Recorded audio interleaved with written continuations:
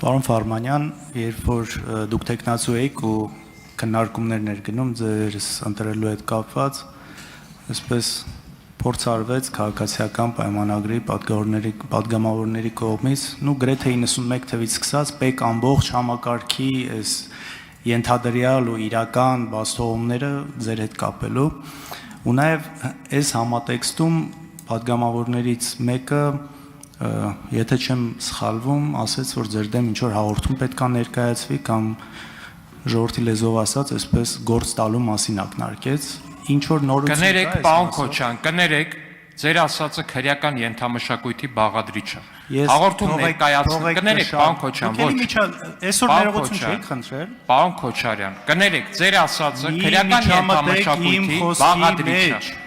Ես եմ ընտրում իմ խոսքը ու եթե դուք Ինչի համար։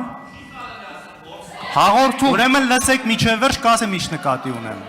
Պարոն Քոչարյան, ասում եմ ձեր ասածը քրեական ենթամշակույթի բաղադրիչ է։ Ասում եմ հիմա դուք ինձ լսեք, պարոն Քոչարյան։ Ձեր ասածը քրեական ենթամշակույթի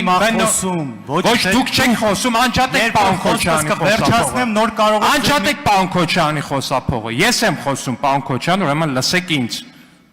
Ասում եմ ձեր ասածը քրեական ենթամշակույթին բնորոշ խոսույթ է։ Հայաստանի Հանրապետությունում չկա նման բան ու չկա մի պատգամավոր, որ կարա այս դահլիճում ոստիկանությանը հաղորդում ներկայացնել է անվանի գործ տալ։ Եթե կա նման պատգամավոր, նրա խոսափողը կանջատվի։ Հաջորդ հարցը Մեսրոպ Մանուկյան։ Կա հաղորդում ներկայացնել ու կա գործ տալ, դա երկու տարբեր բաներ են։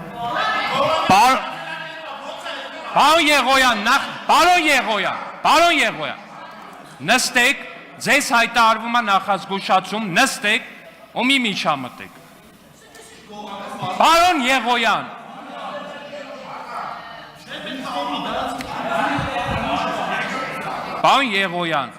մեկ նիստի ընթացքում դուք զրկվում եք խոսափողից հանդես գալու իրավունքից։ Պարոն Եղոյան։